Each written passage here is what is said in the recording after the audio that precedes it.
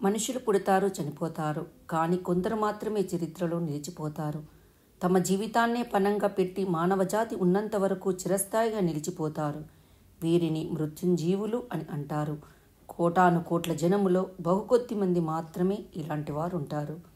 ప్రపంచంలో ప్రతి జాతిలోనూ ఈ తరహా మహానుభావులు పుట్టి తమ సేవలతో పునీతులయ్యారు. అలాంటి వారిలో మన తెలుగువారు కూడా ఉన్నారు. స్వాతంత్ర్యం కోసం తమ ప్రాణాలు సైతం లెక్క చేయకుండా పోరాడిన యోధుల గురించి ఈ సందర్భంగా ఒకసారి మనం స్మరించుకుందాం. ప్రపంచములో అతిపెద్ద ప్రజాస్వామ్య దేశంగా భారతదేశం ఉంది. 1947 ఇండియాకు స్వాతంత్రం వచ్చింది. మన ఇండియాకు స్వాతంత్రం తెచ్చుకోవడానికి ఎంతోమంది మహనీయులు పోరాటం చేశారు. అలాంటి వారిలో ఉయ్యాలవాడ నరసింహారెడ్డి తెలుగు జాతి స్వాతంత్ర్య సమరయోధుల్లో మొదటి వ్యక్తి. ఉయ్యాలవాడ నరసింహారెడ్డి కర్నూలు జిల్లాలోని రూపనగుడి గ్రామంలో 1806 నవంబర్ 24వ తేదీన జన్మించారు. బ్రిటిష్ వారు ప్రవేశపెట్టిన కొత్త నిబంధనలకు వ్యతిరేకంగా నిరసన చేపట్టి 1847 సంవత్సరంలో బ్రిటిష్ వారిపై తిరుగుబాటు బావుట ఎగురవేశారు. సుమారు 3000 మందికి పైగా బ్రిటిష్ పాలకులను చంపినట్లు చరిత్ర కథనం. అయితే నమ్మక ద్రోహం వలన బ్రిటిష్ అధికారులకు పట్టుబడిన నరసింహారెడ్డిని 1847 ఫిబ్రవరి 22వ తేదీన ఉదయం 7 గంటలకు జుర్రేటి వద్ద కలెక్టర్ కాక్రేన్ సమీక్షంలో బహిరంగంగా ఉరితీసినట్లు చరిత్ర కథనం. అంతేకాదు, బ్రిటిష్ వారు అంటే భయపడాలని, మళ్ళీ విప్లవం ప్రజల మధ్య రావద్దు అంటూ నరసింహారెడ్డి తలను 1877 వరకు కోయిలకుంట్ల కోటలో ఉరికొయ్యకు వ్రేలాడదీసి ఉంచినట్లు చరిత్ర చెబుతుంది. సుదీర్ఘకాలం పాటు సాగిన భారత స్వాతంత్ర సంగ్రామంలో 1857 సిపాయిల తిరుగుబాటుకి ప్రత్యేక స్థానం ఉంది. అంతకుముందు దశాబ్ద కాలం ముందే బ్రిటిష్ వారికి వ్యతిరేకంగా పోరాడిన ఉయ్యాలవాడ నరసింహారెడ్డిని తొలి స్వాతంత్ర పోరాట యోధుడిగా కేంద్రం గుర్తించింది. ఆయన 170వ వర్ధంతి సందర్భంగా 2017లో ఓ పోస్టల్ స్టాంపును విడుదల చేసింది. అల్లూరి సీతారామరాజు. స్వాతంత్ర పోరాటం అనగానే తెలుగువారి మదిలో మెదిలే పేరు అల్లూరి సీతారామరాజు. జూలై 1897 భీముని పట్టణంలో జన్మించారు. అల్లూరి ఫ్యామిలీ తర్వాత ఉమ్మడి గోదావరి జిల్లాలోని భీమవరంలో స్థిరపడ్డారు. బ్రిటిష్ వారి పాలనలోని అరాచకాలను స్వయంగా చూడడం కోసం 1921వ సంవత్సరంలో దేశయాటన చేశారు. కలకత్తా వరకు నడిచి పర్యటించారు. 1922 రంపంలో తిరుగుబాటుకు బావుట ఎగురవేశారు. బ్రిటిష్ పోలీస్ స్టేషన్ల నుంచి ఆయుధాలను దొంగలించి వాటితోనే బ్రిటిష్ వారిపై పోరాటం చేసిన మన్యం వీరుడు. చివరకు పిన్న వయసులోనే దేశంలో ప్రాణాలను పోగొట్టుకున్నారు. 1924 మే 7వ తేదీన ఈ స్వాతంత్ర సమరయోధుడు, రంపా తిరుగుబాటు నాయకుడు అల్లూరి సీతారామరాజు బ్రిటిష్ వారి చేతిలో హతమయ్యాడు. కేఎల్పురం కొండ ప్రాంతంలో ఆయనను దహనం చేశారు. బెంగాల్ విప్లవకారుల నుండి ప్రేరణ పొందిన అతను బ్రిటిష్ వారి వివక్షణ పూరిత పద్ధతులకు వ్యతిరేకంగా పోరాడడానికి రంపా తిరుగుబాటుకు నాయకత్వం వహించారు. 1986లో అల్లూరి సీతారామరాజు స్మారక స్టాంపును ఇండియా పోస్ట్ విడుదల చేసింది. పింగళి వెంకయ్య. భారతదేశ జాతీయ జెండా రూపకర్త పింగళి వెంకయ్య.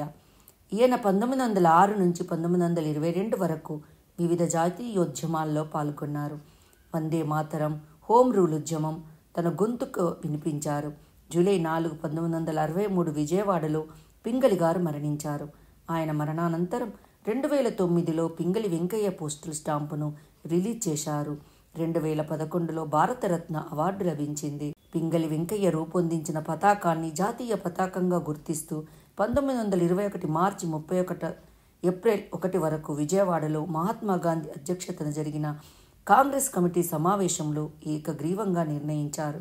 ఆ తర్వాత ఈ పతాకానికి కొద్దిగా మార్పులు చేశారు.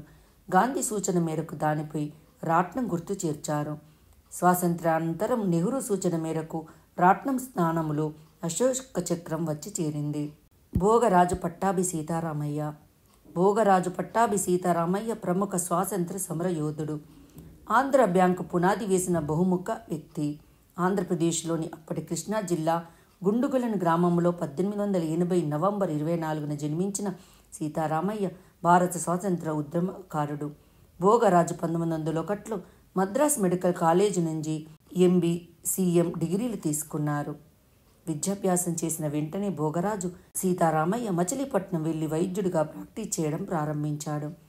బెంగాల్ విభజన 1905లో దేశమంతటా నిరసన అలలు పంపినప్పుడు భోగరాజుతో సహా మచిలీపట్నం నాయకులు పత్రికా మాధ్యమం ద్వారా ఉపన్యాసాలు, హరికథలు నిర్వహించడం ద్వారా ప్రజల జాతీయ భావాలను మేలుకొల్పడానికి తీవ్రంగా కృషి చేశారు. భోగరాజు పట్టాభి సీతారామయ్య 1959 డిసెంబర్ 17న మరణించారు. దుర్గాబాయి దేశ్ముఖ్ స్త్రీల అభ్యున్నత కోసం ఎనలేని కృషి చేసిన మహనీయురాలు దుర్గాబాయి దేశ్ముఖ్. పేరు పొందిన స్వాతంత్ర సమర యోధురాలే కాకుండా ఒక సామాజిక కార్యకర్త కూడా. ఆంధ్రప్రదేశ్లోని రాజమండ్రిలో ఒక మధ్యతరగతి కుటుంబంలో జూలై 15, 1909న కృష్ణవేణమ్మ, రామారావు దంపతులకు దుర్గాబాయి జన్మించారు.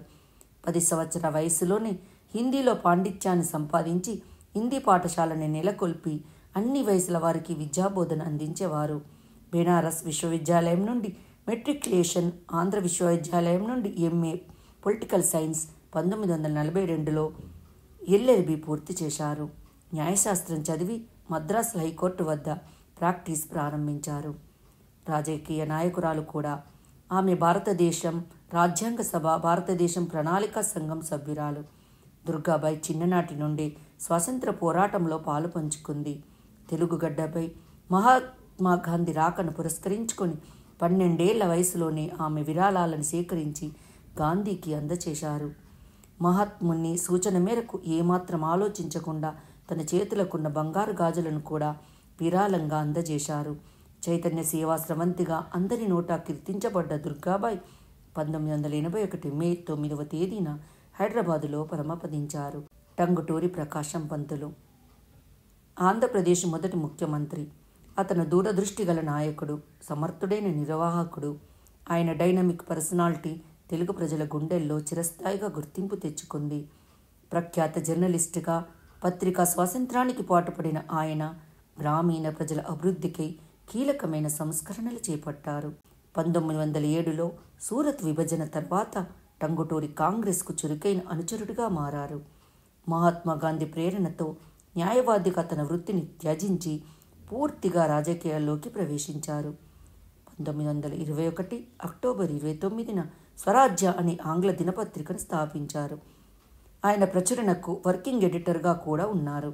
1936లో స్వరాజ్య మూతపడింది. వీరితో పాటు స్వాతంత్ర పోరాటంలో పాల్గొన్న మహనీయులు ఇంకా చాలామంది ఉన్నారు. కొంతమంది గురించి మాత్రమే ఈరోజు ఈ వీడియోలో చెప్పడం జరిగింది. జై హింద్.